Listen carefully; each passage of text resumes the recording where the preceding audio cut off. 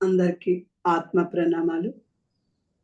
ముందుగా బ్రహ్మర్షి పితామహ పత్రిజీకి, స్వర్ణమాలమ్మకు, అలాగే వంశీకిరణ్ మాస్టర్ గారికి, సుకన్య మాస్టర్కి, అలాగే ఇక్కడ నిర్వహిస్తున్న కార్యనిర్వాహకులకు, మణిమాల మాస్టర్కి, ప్రతి ఒక్కరికి ఇక్కడికి విచ్చేసి ధ్యానాన్ని చేసుకుంటూ జ్ఞానాన్ని వింటున్న ప్రతి ఒక్కరికి శిరస్సు వంచి ఆత్మ ప్రణామాలు, మనస్ఫూర్తిగా కృతజ్ఞతలు చెప్తున్నానండి.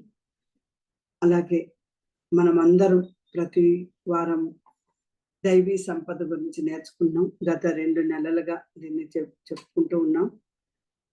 అయితే ఎవరైతే మళ్ళీ ఒక్కసారి రీక్యాప్, ఎవరైతే క్రితం జన్మలో జ్ఞానాన్ని సంపాదిస్తారో వారు మరుజన్మలో దైవీ సంపదలతో పుడతారు అనేది మనకి తెలిసింది. అయితే ఇందులో మనకి 26 దైవీ సంపదలు ఉన్నాయి. మనం ప్రతి వారం 2-3 అలా చెప్పుకుంటూ ఉన్నాం.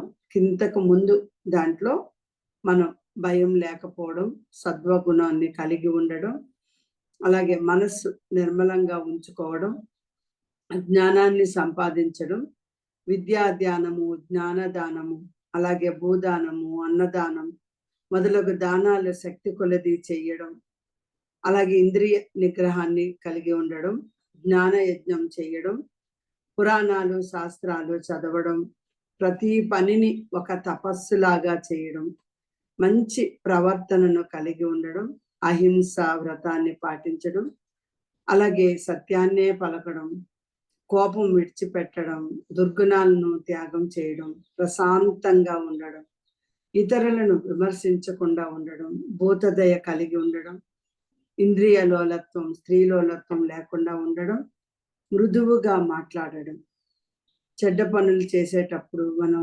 పశ్చాత్తాపం పొందడం, ఇవన్నీ చిత్తసాంచల్యం వదిలిపెట్టడం, ఇవన్నీ మనం తెలుసుకున్నాము ఇంతకు ముందు దాంట్లో. ఈ రోజు ముఖంలో మనసులో తేజస్సు కలిగి ఉండడం, అలాగే ఓర్పు కలిగి ఉండడం, అన్ని వేళల్లో ధైర్యంగా ఉండడం, ఎటువంటి పరిస్థితులు వచ్చినా ధైర్యంగా ఉండడం, వీటి గురించి మనం తెలుసుకుందాం ఫ్రెండ్స్. ముఖంలో మనసులో తేజస్సు కలిగి ఉండడం. అసలు ఏంటి తేజస్సు అంటే ఏంటి? ఎందుకు మనకి ముఖంలో మనసులో తేజస్సు కలిగి ఉంటుంది ఫ్రెండ్స్? అసలు తేజస్సు అంటే ఏంటి? తేజస్సు అనేది మన వ్యక్తిత్వంలో ప్రస్ఫురించే దివ్య కాంతి ఫ్రెండ్స్. శరీరంలో, ముఖంలో కనిపించే ఒక విశేషమైన ప్రభావం. చూడండి, మనం ధ్యానం చేస్తున్న తర్వాత మన మొహంలో తెలియకుండా చాలా గ్లోయింగ్ కనిపిస్తుంటది. మనం ఎప్పుడు చిరునవ్వుతో ఉన్నాం అనుకోండి, ప్రతి ఒక్కరి పట్ల ప్రేమతత్వంతో, క్షమాతత్వంతో, కృతజ్ఞతతో ఉన్నాం అనుకోండి, తెలియకుండానే మన మొహంలో ఒక గ్లోయింగ్ వచ్చేస్తుంది ఫ్రెండ్స్. అలాగే మనం కోపంగా మొహం పెట్టాం అనుకోండి, ఆ తేజస్సు అనేది పోతది. అందుకే ఎప్పుడైతే మనం కోపము, క్రోధము ఇవన్నీ చూపిస్తామో మనలో ఉన్న దివ్యకాంతి అనేది పోతుంది ఫ్రెండ్స్. కాబట్టి ఈ తేజస్సు అంటే ఏంటంటే మన వ్యక్తిత్వంలోనే మనకి అది ప్రస్ఫురిటీ ఇచ్చేస్తుంది ఫ్రెండ్స్. మనం ఎలా ఉంటామో దాన్ని బట్టే ఉంటాయి అన్నమాట. కాబట్టి ఈ తేజస్సు అనేది వ్యక్తిత్వంలో ప్రస్ఫురించే దివ్య కాంతి అన్నమాట. మన శరీరంలో, ముఖంలో కనిపించిపోతూ ఉంటది మన వ్యక్తిత్వం బట్టి. కాబట్టి ఇది చెప్పాలంటే ఇది ఒక బాహ్య కాంతి మాత్రమే కాదు ఫ్రెండ్స్. ఇది అంతరంగంలో ఉండే ఉత్కృష్టమైన ఆత్మ సంపత్తి అని చెప్పచ్చు. ఎందుకంటే ఎప్పుడైతే మన అంతరంగంలో మన ఆనందంగా ఉంటామో, అంతరంగంలో మన మనసులోని అద్భుతమైన క్షమాతత్వం, ప్రేమతత్వం, అలాగే శరణాగతి ఇవన్నీ ఉంటాయో, తెలియకుండానే మనలో ఒక అద్భుతమైన బాహ్యకాంతి కాకుండా ఇన్నర్లో కూడా మనం అద్భుతంగా ఉంటాం ఫ్రెండ్స్. కాబట్టి ఇది ఆత్మ అంటే మన ఆత్మ సంతృప్తి కోసం వచ్చిన అంతరంగగా ఆత్మ సంతృప్తి అని చెప్తారు ఫ్రెండ్స్. కాబట్టి ఇక్కడ భగవద్గీతలో కూడా ఏం చెప్పారంటే తేజోష్మి విభవ సౌహు అన్నారు. అంటే భగవంతుడు తన భక్తులకి తేజస్సును అనుగ్రహిస్తాడట. ఎవరైతే భగవంతుని నమ్ముతారో, భగవంతుడితో అనుసంధానం అయి ఉంటారో వాళ్ళకి భగవంతుడు ఈ తేజస్సుని గ్రహిస్తాడంట ఫ్రెండ్స్, అనుగ్రహిస్తాడంట. మరి ఎవరికి ఈ తేజస్సు కలిగి ఉంటుంది? మరి అందరికీ ఉంటుందా ఈ తేజస్సు? లేదంటే ఎవరికి ఉంటుంది ఈ తేజస్సు? ఫ్రెండ్స్, ఆధ్యాత్మిక సాధన చేయి వాళ్ళకి ఎక్కువ ఈ తేజస్సు అనేది ఉంటుంది.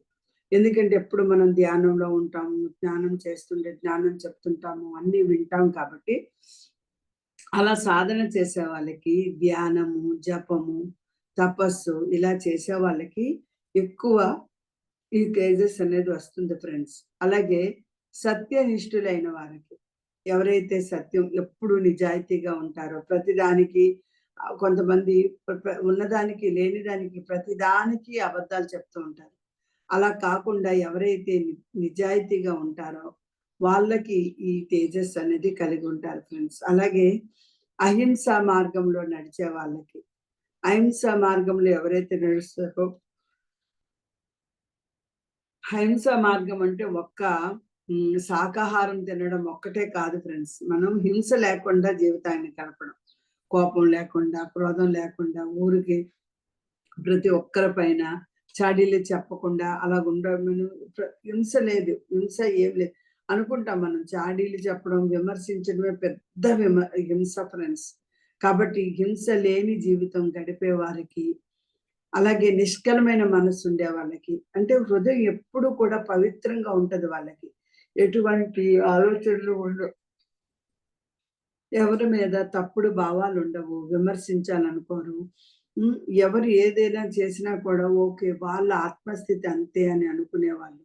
కాబట్టి హృదయంలో ఎప్పుడు పవిత్రతే ఉంటది వాళ్ళకి. కాబట్టి అలాంటి నిష్కల్మషమైన మనసున్న వాళ్ళకి, ధర్మాన్ని ఆచరించే వాళ్ళకి, న్యాయబద్ధంగా జీవించే వాళ్ళకి, వీళ్ళందరికీ తేజస్సు అద్భుతంగా ఉంటదండి ఫ్రెండ్స్. కాబట్టి ఆధ్యాత్మిక సాధన చేయ వాళ్ళకి, సత్యనిష్ఠులైన వాళ్ళకి, అహింసా మార్గంలో నడిచే వాళ్ళకి, నిష్కలమైన మనస్సు ఉండే వాళ్ళకి, ధర్మాన్ని ఆచరించే వాళ్ళకి, ఇది ఈ మనకి తేజస్సు బాగా మొహంలోని అంతరంగంగా అంతర్ముఖంలో కూడా తెలిసిపోతుంటుంది ఫ్రెండ్స్. మరి కొంతమందికి లేదన్నాం కదా, మరి ఎలా పెంచుకోవాలి ఈ తేజస్సుని? మనం ఎలా పెంచుకోవాలి అంటే శుద్ధ ఆహారం తీసుకోవాలి. శుద్ధ ఆహారం అంటే ఏంటి? సాత్విక భోజనం. సాత్విక భోజనాన్ని తినడం, అలాగే తామసిక భోజనాన్ని తగ్గించడం. అంటే జీర్ణం కానివి, చాలా ఇదిగా ఉండి హార్డ్ ఫుడ్ తీసుకోకుండా మసాలాలు అవన్నీ తినకుండా మనము సాత్విక భోజనం, పళ్ళు, కాయగూరలు, అలాగే తినే దాంట్లోని ప్రోటీన్స్ అంతా ఉండేటట్లు సాత్వికంగా తీసుకోవడం. ఎప్పుడైతే మనం సాత్విక ఆహారాన్ని తీసుకొని తామసిక భోజనాన్ని తగ్గిస్తామో మన తేజస్సు పెరుగుతుంది ఫ్రెండ్స్. అలాగే ధ్యానం చేయడం, ధ్యానంతో పాటు యోగా చేయడం, ప్రాణాయామాలు చేయడం. ఎక్కువ ప్రాణాయామాల ద్వారా మనసులో ఉన్న మన నిగ్రహ శక్తి పెరుగుతుంది ఫ్రెండ్స్. కాబట్టి మనము ఆ ప్రాణాయామాల ద్వారా, మనస్సు ద్వారా మన నిగ్రహ శక్తిని పెంచుకోవడం. అలాగే సత్యవంతులుగా ఉండడం, అబద్ధం ఆడకపోవడం, మాయ మాటలు మాట్లాడకపోవడం, ఇలాంటివి ఎప్పుడైతే ఉంటాయో ఆటోమేటిక్గా మన తేజస్సు పెరుగుతుంది ఫ్రెండ్స్. ఊరికే ప్రతిదానికి అబద్ధాలు చెప్పడం, ప్రతిదానికి అహింసతో ఉండడం, ప్రతిదానికి మాయ మాటలు చెప్పడం చేస్తే ఖచ్చితంగా తేజస్సు అనేది రాదు. తేజస్సు పెంచుకోవాలంటే మనం అనుకుంటాం ఏమైంది ఏదో ఒక ఆహారం కాదు ఫ్రెండ్స్. సాత్విక ఆహారం చాలా ఇంపార్టెంట్. అలాగే అహింస పాటించడం, శరీరానికే కాదు వాక్కు హింస లేకుండా ఉండడం. చూసారా? అంటే మనం మాట్లాడే మాట కూడా హింస అవుతుంది ఫ్రెండ్స్. వేరే వాళ్ళ మీద విమర్శించడం, వేరే వాళ్ళ మీద చాడీలు చెప్పడం, వాళ్ళు ఎవరైనా ఏదైనా చెప్తే కూడా వినడం కూడా తప్పే ఫ్రెండ్స్. కాబట్టి అలాంటివి ఏమీ లేకుండా మనం ఎప్పుడైతే అద్భుతంగా ఉంటామో, ఆ శరీరానికే కాదు మన వాక్కుకు కూడా హింస లేకుండా చేయడం వల్ల కూడా మనకి అహింసను ఎప్పుడైతే మనం పాటిస్తామో ఆటోమేటిక్గా మనకి తేజస్సు పెరుగుతుంది ఫ్రెండ్స్. అలాగే ప్రతి ఒక్కరి పట్ల నమ్రతతో ఉండడం, ప్రతి ఒక్కరి పట్ల కృతజ్ఞత కలిగి ఉండడం, అహంకారాన్ని దూరంగా ఉంచడం. మనం అహంకారం అనేది ఎప్పుడైతే తగ్గిస్తామో ప్రతి దానికి, ప్రతి వ్యక్తికి, ప్రతి పదానికి మనం నమ్రత కలిగి ఉండాలి ఫ్రెండ్స్. అదే కదా అంటారు, ఎంత ఎదిగినా, ఎంత ఎత్తుకెదిగినా ఒదిగి ఉండాలి అని. మౌనంగానే ఎదగమని మొక్క అనేది చెప్తుంది. మరి మొక్కలు చెప్తున్నాయి, జంతువులు చెప్తున్నాయి, చెట్లు, పువ్వులు అన్నీ చెప్తున్నాయి. మరి మనం ఎందుకండి చెప్పము? కాబట్టి నమ్రత కలిగి ఉండడం, ప్రతి ఒక్కరి పట్ల నమ్రత కలిగి ఉండడం, కృతజ్ఞత కలిగి ఉండడం, అహంకారాన్ని దూరంగా ఉంచడం. ఇలాంటప్పుడు మన మనకు తేజస్సు, మన మొహంలో తేజస్సు తెలుస్తుంది ఫ్రెండ్స్. మొహంలోనే కాదు, మొత్తం మన అంతరంగంలో కూడా తేజస్సు అనేది పెరుగుతుంది ఫ్రెండ్స్. అందుకే మనము తేజస్సుతో వెలిగొందిన మహనీయుల గురించి తెలుసుకుందాం.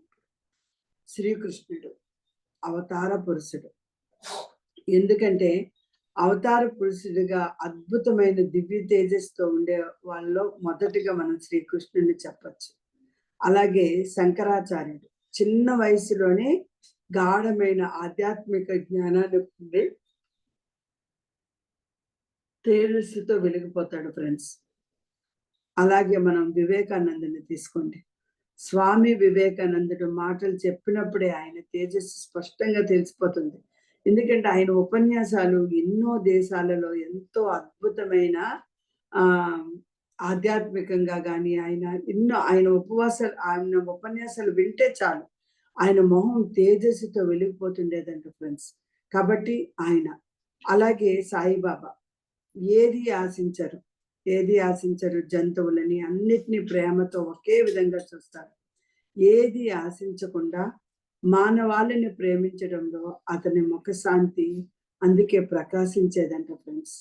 కాబట్టి మనం ఎప్పుడైతే శుద్ధ ఆహారాన్ని మనం తీసుకుంటామో, అలాగే ధ్యానం, యోగా చేస్తామో, నిగ్రహ శక్తితో ఉంటాము, సత్యవంతులుగా ఉంటాము, అలాగే అహింసను పాటిస్తాము. అంటే అహింసలో మళ్ళీ 2 శరీరానికి మరి వాక్కు హింస లేకుండా చూసుకుంటాము. ప్రతి ఒక్కరి పట్ల నమ్రత, కృతజ్ఞత కలిగి ఉంటాము. ఆటోమేటిక్గా ఈ తేజస్సు అనేది పెంచుకోగలుగుతాం ఫ్రెండ్స్. దానితో మనం అలా ఉండే తేజస్సు కలిగే వాళ్ళని శ్రీకృష్ణుడు, శంకరాచార్యుడు, వివేకానందుడు, సాయిబాబా ఇక్కడ కొంతమందినే చెప్పుకుంటున్నాం. ఎంతో మంది ఇలాగుండి తేజస్సుని పెంచుకునే వాళ్ళే ఉన్నారు ఫ్రెండ్స్. మరి దీన్ని పెంచుకోవడం వల్ల ప్రయోజనాలు ఏంటి? ఎందుకు మనం ఈ తేజస్సు అనేది మొహంలో తేజస్సు, ఈ అంతరంగంలో తేజస్సు పెంచుకోవాలి? తేజస్సును పొందడం వల్ల కలిగే ప్రయోజనాలు ఏంటి అంటే వ్యక్తిత్వం మహోన్నతంగా మారుతుంది ఫ్రెండ్స్. మన యొక్క వ్యక్తిత్వం అనేది మహోన్నతంగా మారుతుంది. చాలా చూడండి ఎంత బాగా చక్కగా మాట్లాడుతున్నారు కదా, అంటే చాలు కదా మన వ్యక్తిత్వం ఎక్కడికో వెళ్ళిపోతుంది. ఇతరులు స్వయంగా ఆకర్షితులవుతారు. మనం మాట్లాడుతుంటే ప్రతి ఒక్కరు ఆకర్షితులవుతారు. మన పట్ల ఎంతో అద్భుతమైన ప్రేమను చూపిస్తారు ఫ్రెండ్స్. భయాన్ని తొలగించి ధైర్యము, ఉత్సాహం పెరుగుతుంది.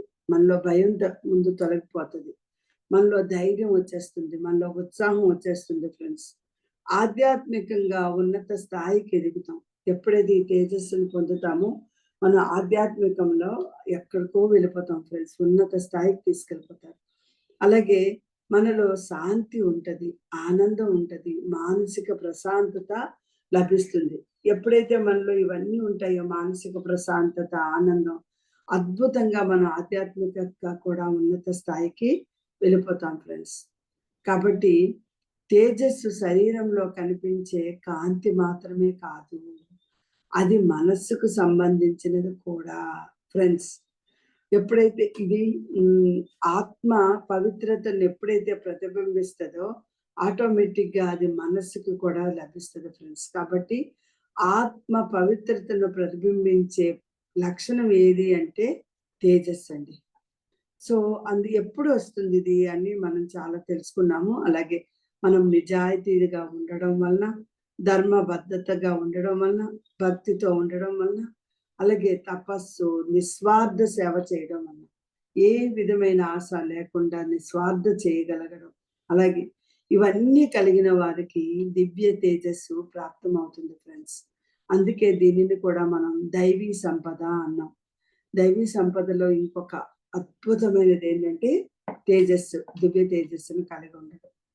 మరి ఫ్రెండ్స్ తర్వాత ఇంకొక దైవీ సంపద లక్షణం ఏంటంటే ఓర్పు కలిగి ఉండడం. ఏదైనా జరగనియండి. ఫస్ట్ మనం ఓర్పు కలిగి ఉండాలి. ఓర్పు అంటే ఏంటి మరి? ఓర్పు అంటే సహనం. మరి సహనం అంటే ఏంటి? సహనం అనేది సహనశీలత. అంటే సహజమైన స్థిరత్వం. అంటే మనం తొందరగానే ఎమోషన్స్ అన్నిటిని చూపించేయకుండా, ప్రతిదానికి బాధపడిపోకుండా, కష్టాలను ఎన్నొచ్చినా కూడా తట్టుకొని నిలబడే శక్తి ఫ్రెండ్స్. దాన్నే మనం ఓర్పు అంటాం. అంటే ఏదైనా జరగని వెంటనే రియాక్ట్ అయిపోకూడదు. ఆలోచించాలి. ఓకే. ఇది ఆలోచించి మనం ఈ పని చేద్దాం అనే ఓర్పు కలిగి ఉండాలి. సపోజు మనల్ని ఎవరైనా ఏదైనా అన్నారనుకో, కొంతమంది ఏం చేస్తారంటే ఇమ్మీడియేట్‌గా ఆన్సర్ ఇచ్చేస్తారు. వెంటనే, వెంటనే అక్కడ ఏదో ఒక క్షణం కూడా ఆలోచించరనమాట. ఎవరైనా ఏదైనా అనగానే ముందు టపాల్ నేను అలా ఉన్నానా? నేను ఇలా చేశానా? వాదనలనమాట. అవన్నీ వదిలేయాలి ఫ్రెండ్స్. ఓర్పు అంటే ఏంటి? సహనం. ఓకే. అన్నారు కదా! అన్నారంటే ఏదో కొన్ని కారణం ఉంది. లేదంటే ఏమో వాళ్ళు ఏదో ఒత్తిడిలో ఉండి అనేసారు. మనల్ని తప్పితే ఇంకెవరిని అంటారు అనే ఉద్దేశంతో మనం ఉండగలగాలి ఫ్రెండ్స్. అలా ఉండగలిగేటప్పుడు మనం చక్కగా ఆ ఓర్పు ఎప్పుడైతే కాసేపు ఉంటామో ఆటోమేటిక్‌గా అంతా మంచే జరుగుతది ఫ్రెండ్స్. ఎందుకంటే కొన్ని సమయాల్లో మన సహనమే మనల్ని రక్షిస్తది. ఎందుకంటే గబుక్కున ఆ టైంలోని ఓర్పు లేకుండా మాటలు మాట్లాడేసామనుకోండి, తర్వాత మళ్ళీ మనం వాటిని వెనక్కి తీసుకోలేము. కాబట్టి సహనం అని సహజమైన స్థిరత్వాన్ని, అలాగే కష్టాల్ని తట్టుకుని నిలబడే శక్తిని ఈ సహనత్వం అనేది ఇస్తది ఫ్రెండ్స్. ఓర్పు ఉన్నవాళ్ళు ఎలాంటి పరిస్థితిలోనైనా ఆత్మవిశ్వాసంతో ఎదుర్కొంటారు. ఏదైనా ఒక పరిస్థితి వచ్చినప్పుడు కూడా మనం సహనంగా ఉన్నామనుకోండి, దాన్ని చాలా ఈజీగా ఎదుర్కొంటాం ఫ్రెండ్స్. ఇలా ఉద్యోగ బాధ్యతల్లో, కుటుంబ బాధ్యతల్లో, అలాగే మన ఆధ్యాత్మికంలో కూడా ఎన్నో ఉంటాయి. వాటన్నిటిని కూడా మనం ముందు మనకేదో యూనివర్స్ పరీక్ష పెడుతుంది. లేదంటే ఏదో ఉంది. కాబట్టి మనం చాలా ఓర్పుగా ఉండాలి అనేది మనం ముందు తెలుసుకోవాలి ఫ్రెండ్స్. అలాగే హ్మ్.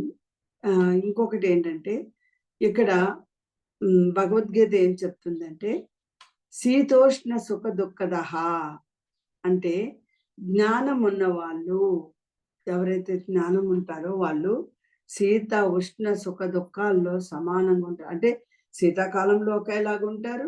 అలాగే వేసవి కాలంలోని ఒకేలాగుంటారు.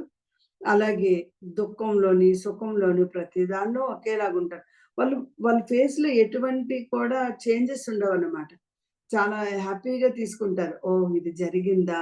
ఓకే. ఓకే. జరగని ఏదైతే అదే అవుతుంది అని అనుకుంటూ. ఇలా ఎన్నో పరిస్థితులలో ఎన్నో వృత్తిపరంగా కూడా ఇలాంటి ఎన్నో పరిస్థితుల్లో ఊరికే నేను ముందే నిగ్రహం కోల్పోకుండా శాంతిగా ఉండడం వల్ల, సహనంగా ఉండడం ఎన్నో పరిస్థితులను నేను ఎదుర్కోగలిగానండి. నిన్న కూడా ఒక ఆహ్, ఒక ఒక పరిస్థితి ఏర్పడినప్పుడు నేను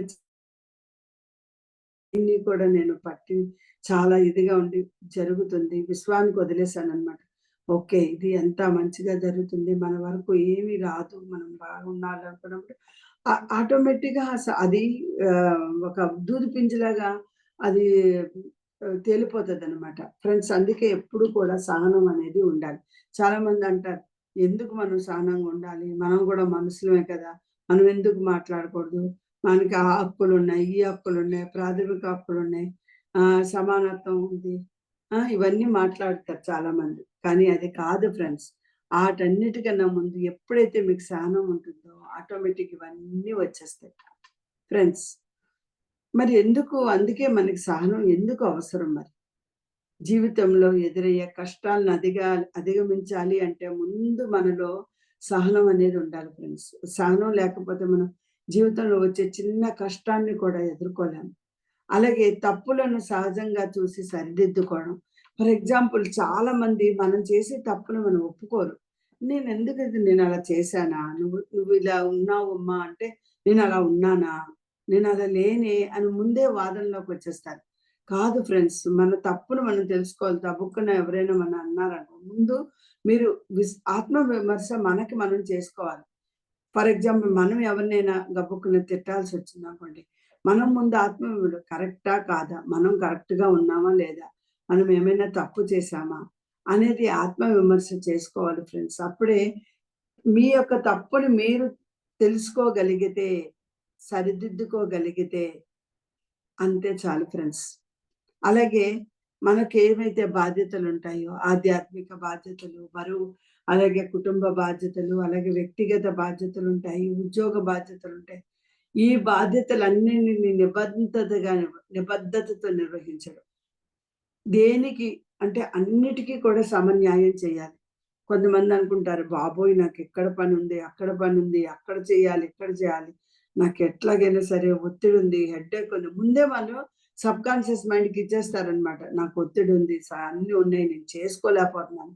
అందుకే ఎప్పుడు కూడా మనం ఎంత జీవితంలో అన్ని పనులున్నా కూడా ఎప్పుడు నేను బిజీగా ఉన్నాను అని అనుకోకూడదు ఫ్రెండ్స్. ఎప్పుడైతే అనుకుంటామో మనకేమంటుంది అది బిజీ లైఫ్‌నే ఇస్తుందనమాట సబ్‌కాన్షియస్ మైండ్. కానీ నేను చాలా ఫ్రీగా ఉన్నాను.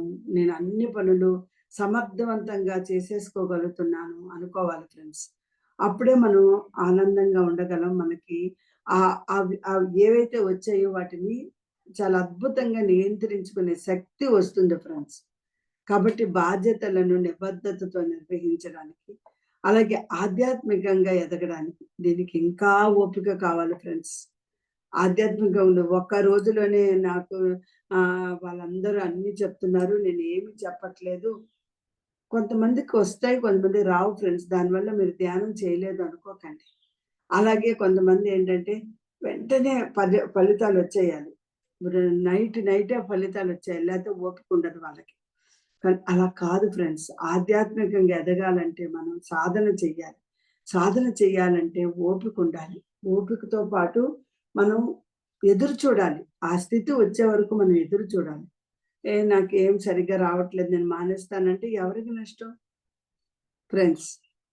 కాబట్టి ఆధ్యాత్మికంగా ఎదగడానికి ఓపిక చాలా అవసరం. అలాగే శాంతిని, మానసిక స్థిరత్వాన్ని పొందేందుకు మనకి శాంతి, మానసిక స్థిరత్వం ఎప్పుడైతే పొందుతామో, స్థిరత్వం పొందాలంటే మనకి ఓర్పు చాలా అవసరం.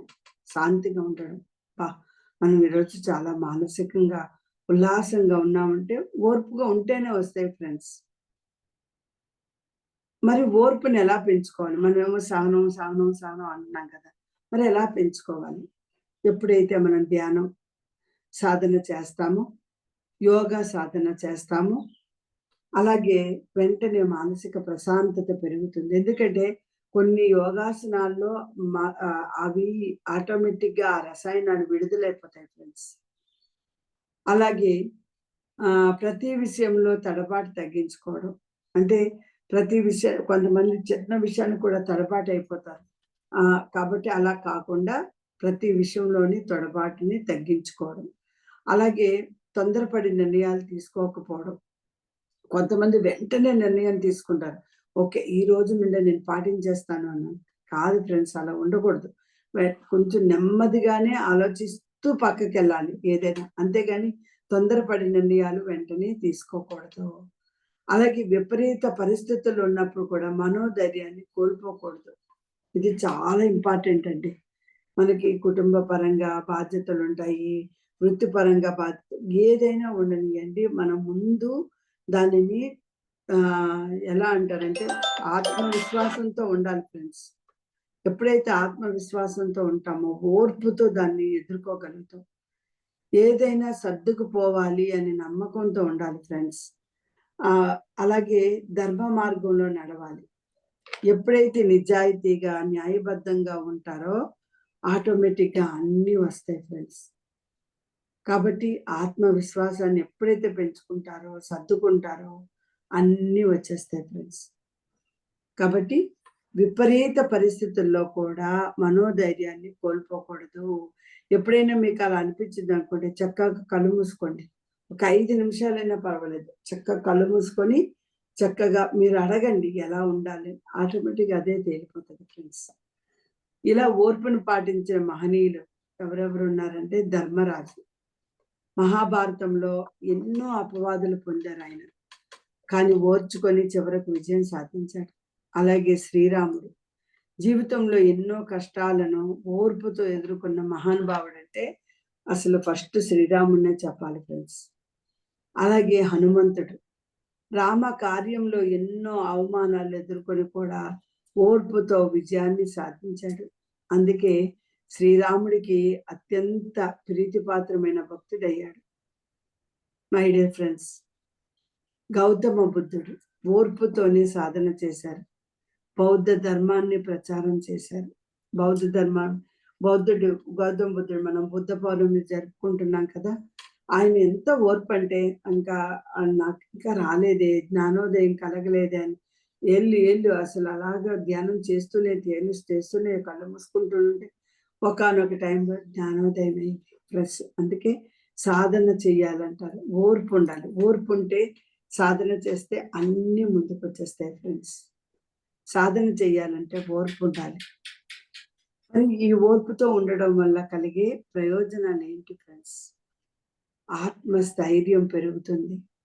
ఆలోచనలు స్పష్టంగా ఉంటాయి. కష్టాలను సమర్థవంతంగా ఎదుర్కోగలుగుతాం. సమాజంలో గౌరవం పెరుగుతుంది. ఇది చాలా ఇంపార్టెంట్ ఫ్రెండ్స్. సమాజంలో గౌరవం పెరగాలంటే మనం ఓర్పుగా సహనంగా ఉండాలి. అన్నిటికీ ముందే మనం మాట్లాడేసి ముందే అంతా నేను చెప్పిందే కరెక్ట్ అని అలా అనుకోకూడదు ఫ్రెండ్స్.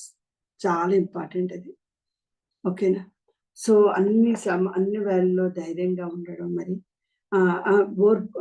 ఇది సమాజంలో గౌరవం, ఆధ్యాత్మికంగా ఉన్నత స్థాయికి ఎదగాలి అంటే మనం ఓర్పుతో ఉండాలి ఫ్రెండ్స్. కష్టాలని సమర్థంగా ఎదుర్కోవడం, ఆలోచనలు స్పష్టంగా ఉండడం, ఆత్మస్థైర్యాన్ని పెంచుకోవడం, సమాజంలో గౌరవం పెంచుకోవడం అంటే ఆధ్యాత్మికంగా ఎప్పుడైతే ఉన్నత స్థాయికి వెళ్తామో ఆటోమేటిక్గా మనం ఆలోచనలు స్పష్టం వచ్చేస్తాయి ఫ్రెండ్స్. ఆలోచనలు ఎప్పుడైతే స్పష్టంగా వస్తాయో మన ఆత్మస్థైర్యం పెరిగిపోతుంది. అప్పుడు మనము ఆధ్యాత్మికంగా కూడా ఉన్నత స్థాయికి చేరుకోగలుగుతాం ఫ్రెండ్స్. ఓర్పు కలిగి ఉండడం అనేది ఒక గొప్ప వరం అండి. అందరికీ రాదు. కాబట్టి మనం ఎప్పుడైతే ధ్యానం చేస్తున్నామో మనకి అద్భుతంగా ఈ లక్షణాన్ని మనం పుణికిపుచ్చుకొని ఉంటాం. అలాగే ఒక వ్యక్తి నిజమైన విజయం సాధించాలంటే ఓర్పును పెంపొందించుకోవాలి. అప్పుడే అద్భుతమైన విజయాన్ని సాధించుకోగలుగుతాం ఫ్రెండ్స్. ఇది ఓర్పుతో కలిగి ఉండడం ఫ్రెండ్స్. మరి అన్ని వేళల్లో ధైర్యంగా ఉండాలి. ఎలా ఉండాలి అన్ని వేళల్లో ధైర్యంగా? ధైర్యం అంటే ఏంటి అసలు? ధైర్యం అంటే ఎదురైన పరిస్థితులు, కష్టాలు, భయాలను జయించే శక్తి. మనకి ఎన్నైనా కష్టాలు రావనియండి, ఎన్ని భయాలైనా రానియండి, వాటన్నింటినీ అద్భుతంగా జయించే శక్తి మనలో ఉంటుంది ఫ్రెండ్స్. ఇది శారీరక ధైర్యం మాత్రమే కాదు, మానసికంగా రావాలి. మానసిక ధైర్యం రావాలి. అలాగే ఆధ్యాత్మిక ధైర్యం కూడా ఉండాలి. ఆధ్యాత్మికంగా మనం ఉన్నాం కాబట్టి ఆ ధైర్యం కూడా మనలో ఉండాలి ఫ్రెండ్స్. అప్పుడే మనకి ధైర్యం, ఆ భయాల్ని జయించే శక్తి వస్తుంది ఫ్రెండ్స్. ఇది భగవద్గీతలో ఏం చెప్తారంటే దానికోసం శ్రీకృష్ణుడు అర్జునునికి ధైర్యం చెప్తూ క్షుద్రం హృదయ దౌర్బల్యం అంటారు. అంటే అది అతని మానసిక బలహీనతని ఉంటది అన్నమాట. వీళ్ళందరూ నా చుట్టాలు, నా వాళ్ళు, నా బంధువులు, నేను ఎలా చంపాలన్నప్పుడు కృష్ణుడు చెప్తాడు, నువ్వు వాటి నుండి బయటికి రా, ఆ మానసికవన్నీ కూడా బయటికి తెచ్చేసేయి, అవన్నీ అనేసి చెప్తారనమాట. నువ్వు నువ్వు నీలో ఉన్న ఎమోషన్స్ వదిలేసి అప్పుడే నువ్వు అద్భుతంగా ధైర్యంగా ఉండగలుగుతావు అని చెప్తారు ఫ్రెండ్స్. కాబట్టి మరి ఎందుకు ఈ ధైర్యం అవసరం? మనకి అవసరమా ధైర్యం? అంటే అవసరమే కదా ఫ్రెండ్స్. సమస్యలను ఎదుర్కోవడానికి, జీవితంలో ఎదురయ్యే ప్రతి కష్టాల్ని ధైర్యంతో ఎదుర్కోవాలంటే ఫస్ట్ మనకు కావాల్సింది సమస్యల్ని ఎదుర్కోవడం. దానికి ధైర్యం కావాలి.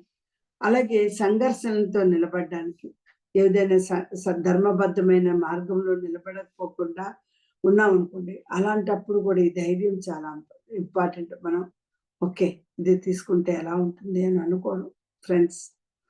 అలాగే నిర్ణయాలను తీసుకోవడానికి భయపడకుండా సరిగ్గా ఆలోచించి నిర్ణయం తీసుకోవడం, ఇది చాలా ఇంపార్టెంట్ ఫ్రెండ్స్. అలాగే లక్ష్యాన్ని చేరుకోవడానికి, మనకి ఏదైతే లక్ష్యం ఉందో ఆ లక్ష్యాన్ని ఎటువంటి విఘ్నాలు రాకుండా భయపడకుండా ఆ లక్ష్యాన్ని చేరుకోవడానికి, ఆధ్యాత్మికంగా ఎదగడానికి, భగవంతుని మార్గంలో నిజాయితీగా, ధైర్యంగా ఉండడానికి కూడా నిజాయితీగా ఉండడానికి కూడా ఈ ధైర్యం చాలా ఇంపార్టెంట్ ఫ్రెండ్స్. మరి ఈ ధైర్యాన్ని ఎలా పెంచుకోవాలి ఫ్రెండ్స్? ఎలాగ ఉండాలంటున్నాం, అన్నీ అంటున్నాం కదా మరి. భయాన్ని జయించాలంటే భయం అనేది మనసులో ఉంటుంది. మన మనసులోకి ఉంటుంది. అందుకే కొన్నిసార్లు మనం ఎంత వదిలించుకోవాలన్నా ఆ భయాన్ని వదిలించుకోలేకపోతాం ఫ్రెండ్స్. అలాగే ఆత్మవిశ్వాసాన్ని పెంచుకోవడం.